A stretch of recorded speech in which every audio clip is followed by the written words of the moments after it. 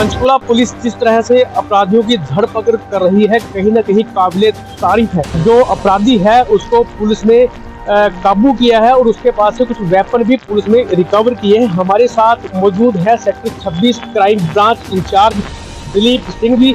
बातचीत करते हैं कि क्या आखिरकार मामला है पूरा। जी ये पिछले महीने 11वें महीने की 19 तारीख को सुबह हमारे पास सूचना आई थी करीब 6:30-7 बजे के आसपास कि पंचकुला में रामगढ़ पड़ता है ऑन हाईवे वर्ड से यमुनानगर जाते हुए, तो वहाँ से 4 लड़कों ने ड्राइवर से उसकी गाड़ी छीन ली है गन पॉइंट। तो जैसी सूचना आई तो हमने इसको मामले को इन्वेस्टिगेट किया, ड्राइवर से पूछताछ की। तो ड्राइवर ने बताया कि सुबह के 3-4 बजे के आसपास उनके पास कॉल आई थी राइड बुक करने के लिए, और उसने जब गाड़ी बुक करी, गाड़ी बुक करने के बाद उन 4 लड़कों में 4 लड़कों ने कहा कि उनको रामगढ़ जाना है। तो वो गाड़ी को लेके रामगढ़ पंचकुला आ गया, और जैसे ही वो रामगढ़ आया तो जो 4 लड़के थे उनमें से चारों लड़कों ने गन पॉइंट पे गाड़ी को लूट लिया और ड्राइवर को उतार के भाग गए। हमने ड्राइवर से पूछताछ करी, कॉल डिटेल वगैरह निकलवाई। तो ड्राइवर कॉल डिटेल निकलवाने के बाद हमारे पास एक नंबर आया जिससे राइड बुक हुई थी, तो हम उस तक गए। तो उसने बताया कि जी मेरा तो 11 को ये गाड़ी लूट हुई है, तो 10 की रात को 7 बजे उसका मोबाइल स्नैच हो गया चंडीगढ़ में। तो उसके बाद फिर जब कॉल डिटेल में हमने जितने भी नंबर थे उनको वेरीफाई करना शुरू किया, तो हमारे पास एक नंबर और आया, वो भी एक कैब ड्राइवर का था।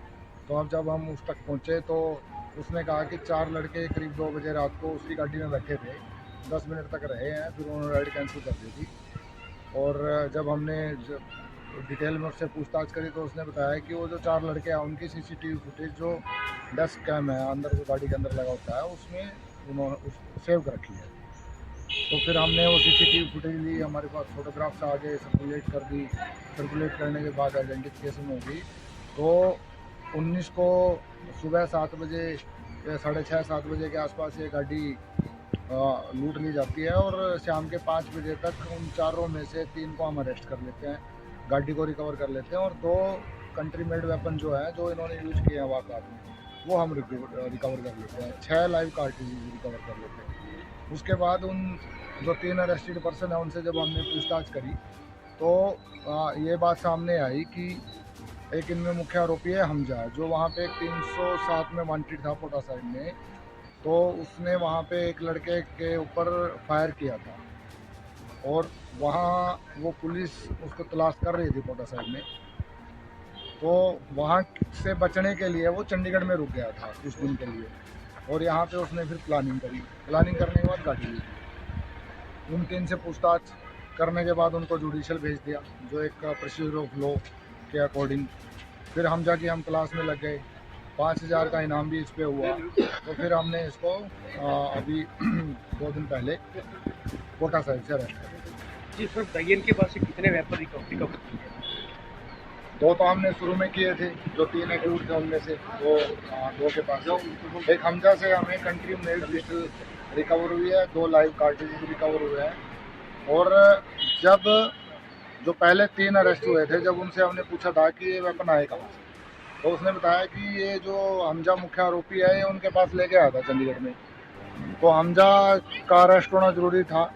हमजा अरेस्ट भी हुआ, उससे पूछताछ करी तो उसने जो भी नाम बताया सप्लायर का, हमने उसको पकड़ा, उससे पूछताछ करी।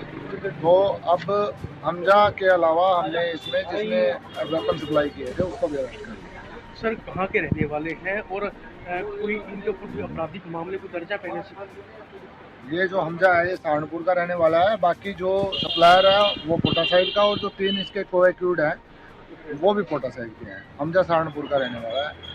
और जब हम इसकी तलाश कर भी रहे थे, अब इसको हमने रिमांड पे भी लिया है, तो जब हमने इसकी हमजा की जो हमारा क्रिमिनल है इसकी हिस्ट्री चेक करी, तो एक तो ये पता चला कि जब ये माइनर था उस टाइम भी इस पे एक आर्मजेट का केस रजिस्टर्ड हुआ था, और 5 केस रजिस्टर्ड कोटा साइड थाने में केस रजिस्टर्ड है इसके खिलाफ, 6ठा ये हो गया है। तो मतलब 2 साल 18 में केस रजिस्ट्रेशन होना शुरू हो जाता है, माइनर का तो होता नहीं है। तो 2 साल 20 साल का ये हुआ है, 2 साल में इसके खिलाफ 6 केस रजिस्टर हो गए। सर ये बताइए कि अभी जो पुलिस की जो है आगामी क्या कार्रवाई जो क्या रहेगी, इसमें क्या प्रोसेस?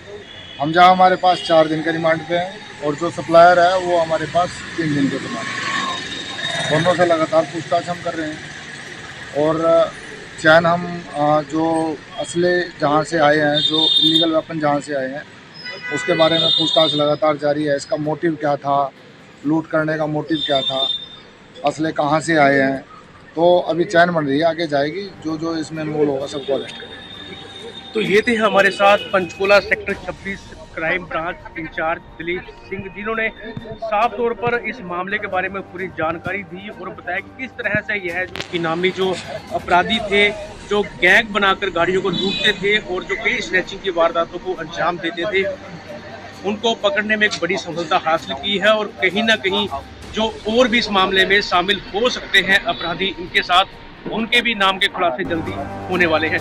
देश खबरनामा के लिए पंचकुला से राम कुमार।